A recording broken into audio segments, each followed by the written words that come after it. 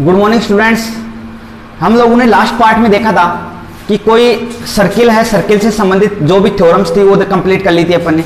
उसके बाद में उससे रिलेटेड कुछ एग्जांपल्स हैं, उसको अपन इस चैप्टर इस जो पार्ट में है अभी देखते हैं। देखो उसके बाद में अपन स्टार्ट करते हैं example number first. Example number first है कि किसी अपने को सिद्ध करना है कि किसी वृत्त में जो जीवाएं होती है उसमें जो बड़ी जीवा होती है वो क्या होती है, केंद्र के निकट होती है, और जो छोटी जीवा होती है वो केंद्र से दूर होती है। ये अपने को सिद्ध करना है। तो सिद्ध करना है, अपने को सिद्ध करना है कि वृत्त में बड़ी जीवा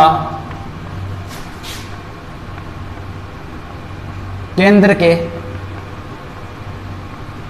निकट होती है।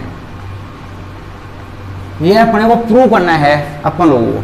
तो इसको देखो प्रूव करते हैं। मैंने मान लिया ये कोई सर्किल है और सर्किल की ये कोई दो जीवाएं मान लेता हूं। ये ए जीवा ए बी मानी, दूसरी कोई जीवा मान ली सी डी, और ये इसका केंद्र है। तो हम लोगों को ये सिद्ध करना है कि जो ये बड़ी जीवा है ये वृत्त के नजदीक है, जबकि छोटी जीवा है ये क्या है, इस केंद्र से दूर है। ये हम लोगों को सिद्ध करना है। अर्थात मैं इस केंद्र को मान लेता हूं, ये केंद्र है इसका O, और केंद्र से इस दूरी पे मैंने डाला लंब, तो ये इसकी लंबवत दूरी आती है। इसको मान लिया मैंने n, और इससे ये लंब डाला तो इसकी लंबवत दूरी आ गई, इसको दे दिया मैंने m पॉइंट। तो हम लोगों को सिद्ध करना है, प्रूव करना है कि ये ON दूरी छोटी होगी किससे, OM दूरी से। अर्थात ON दूरी किससे छोटी है, OM से। ये हम लोगों को सिद्ध करना है। और अपने को गिवन क्या है, गिवन है जो AB भुजा है, ये AB जो जीवा है ये CD जीवा से क्या है, छोटी है। इसका मतलब जो AB है ये छोटी है किससे, CD जीवा से। ये हम लोगों को दिया हुआ है। इसको दे दो इक्वेशन नंबर फर्स्ट। अब मैंने रचना कर दो। रचना से मैंने क्या किया, इस C को O से मिला दिया और A को O से मिला दिया। रचना से मैंने क्या किया कि बिंदु C व A को बिंदु O से मिलाया।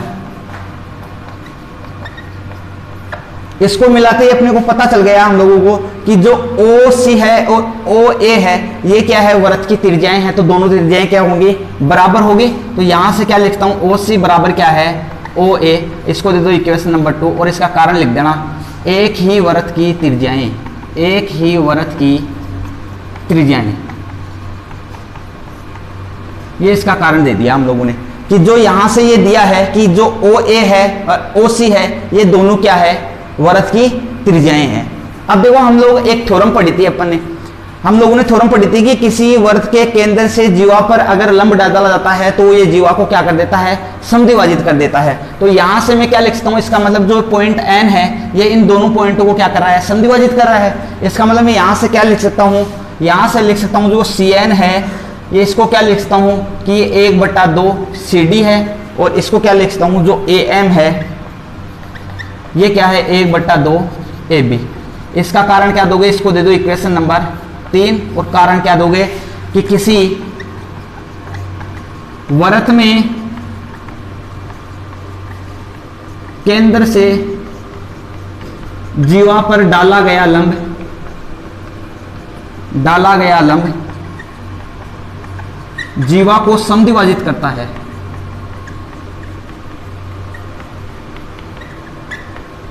समद्विभाजित करता है। ये थ्योरम देखी थी अपन ने लास्ट पार्ट में, जो फर्स्ट पार्ट था उसमें अपन ने ये थ्योरम भी क्लियर किया था। अब इसी थ्योरम का पार्ट है कि जब किसी केंद्र से जीवा पर अगर लंब डाला जाता है तो ये जीवा को क्या कर देता है, समद्विभाजित कर देता है।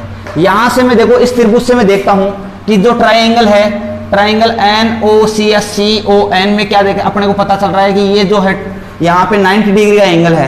तो पाइथागोरस प्रमेय से अपन जानते हैं कि कर्ण का स्क्वायर प्लस आधार स्क्वायर प्लस लंब स्क्वायर होता है। यहां से मैं इस ट्राइंगल, इसको दे दो इक्वेशन नंबर 3, इसको दे दिया था। अब यहां से ट्राइंगल कौन सा ले रहा हूं मैं, CON से, CON में यहां पे अपन जानते हैं कि जो एंगल सी एन ओ या ओ एन सी बोल सकते हैं इसको, यहां पे हम जानते हैं कि सी एन ओ एंगल कितना डिग्री का है, 90 डिग्री का। कारण क्योंकि जो ओ एन है ये लंब है ए बी पर, सी डी पर। इस वजह से अगर किसी ट्रायंगल में अगर एक कोण समकोण होता है तो ऐसा त्रिभुज क्या कहलाता है, समकोण त्रिभुज। और समकोण त्रिभुज में अपन जानते हैं, क्या जानते हैं कि कर्ण का स्क्वायर बराबर क्या होता है, आधार स्क्वायर प्लस लंब स्क्वायर, पाइथागोरस प्रमेय से, पाइथागोरस प्रमेय से यहां से ये होता है। अब देखो यहां से ये ट्रायंगल है, ट्रायंगल कौन सा बन रहा है, ये यहां से अगर इसको ट्रायंगल को मैं निरूपित करना चाहूं तो ये एन पे 90 डिग्री का है, ये ओ है, ये सी है, ये ओ है। यहां से ये 90 डिग्री है तो 90 डिग्री के सामने वाला भुजा क्या होती है, कर्ण। और इस एंगल के देख लेता हूं, यहां से कौन सा एंगल से देख लेता हूं, इस कोण से देख लेता हूं। यहां इस एंगल से ये थीटा कोण मान लेता हूं मैं। तो यहां से बताओ अगर ये लंब है तो ये क्या है, आधार है। तो यहां से क्या हो जाएगा, कर्ण स्क्वायर क्या है, ओसी स्क्वायर। यहां से क्या लिखता हूं, ओसी स्क्वायर बराबर क्या आ गया, O N square plus C N square. इसको दे दो इक्वेशन नंबर 4। अब यहां से सेम ये ट्रायंगल, यहां पे भी ये लंबवत है तो यहां से भी ये ट्रायंगल बन रहा है। तो इस ट्रायंगल से मैं डायरेक्ट लिख सकता हूं कि कर्ण स्क्वायर बराबर लंब स्क्वायर प्लस आधार स्क्वायर होता है। तो यहां से इस कौन से ट्रायंगल से ले रहा हूं मैं, triangle A M O, triangle A M O से यहां से क्या लिख सकता हूं, ओ ए का स्क्वायर बराबर है A M square plus O M square. यहां से ये आ गया। अब यहां से अपने एक चीज जानते हैं, क्या जानते हैं कि जो ओ ए बराबर क्या है, ओ सी, ओ सी और ओ एम बराबर है, कारण इक्वेशन नंबर 2, क्योंकि दोनों ही क्या है, वृत्त की त्रिज्याएं हैं। इसका मतलब समीकरण 4 और 5 है, ये एक दूसरे के क्या है, इक्वल ही है। यहां से मैं इनको क्या लिख सकता हूं कि ये दोनों क्या है, एक दूसरे के इक्वल है। तो यहां से मैं इन दोनों को क्या दिखा सकता हूं, इक्वल दिखा सकता हूं। तो इन दोनों को बराबर लिख सकता हूं, समीकरण 4 व 5 से। यहां से मैं इन दोनों को बराबर दिखा दूं, ओ सी का स्क्वायर बराबर ओ ए का स्क्वायर। तो यहां से ओ एन बराबर क्या आ जाएगा, सी एन, ओ एन का स्क्वायर प्लस सी एन का स्क्वायर बराबर है ए एम का स्क्वायर प्लस ओ एम का स्क्वायर। यहां से अपने पास ये आ गया कि O N square plus C N square बराबर क्या है, A M square plus O M square. अब देखो अपने को सिद्ध क्या करना था, ओ एम और ओ एन में समझ चाहिए था अपने को। और ये रहा ओ एन और ये रहा ओ एम, और ए एम और सी एन को यहां से हटाना है अपने को। तो बताओ सी एन और ए एम, ये रहा सी एन और ये रहा ए एम। बताओ सी एन को क्या लिख सकता हूं मैं, यहां से देखो इक्वेशन नंबर सी एन के बारे में, ये रहा सी एन को क्या लिखता हूं, 1/2 सी डी। यहां से इसको क्या लिख सकता हूं मैं, 1/2 सी डी का स्क्वायर। और इसको क्या लिख सकता हूं, ओ ए एम को लिख सकता हूं 1/2 ए बी का स्क्वायर। यहां से लिख दो बाई इक्वेशन कौन सी दिया था इसको, बाई इक्वेशन 3 से। यहां से बाई इक्वेशन 3 से इसको मैं क्लियर कर देता हूं एक बार।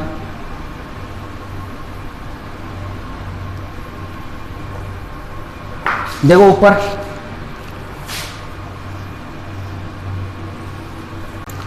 यहां से देखो बाई इक्वेशन 3, बाई इक्वेशन 3 में क्या दिया हुआ है कि सी एन बराबर क्या है, सी डी बाई 2 और ए एम बराबर क्या है, ए बी बाई 2। ये इक्वेशन का मान देखो सी एन की जगह यहां रख दूं सी डी बाई 2 और ए एम की जगह मैं क्या रख सकता हूं, ए बी बाई 2, ये इसमें मान रखता हूं। तो देखो क्या आता है मेरे पास, यहां पे रखो तो यहां क्या आ गया, ओ एन का स्क्वायर प्लस सी एन की जगह क्या रख सकता हूँ इक्वेशन बाई 3 से सी डी बाई 2।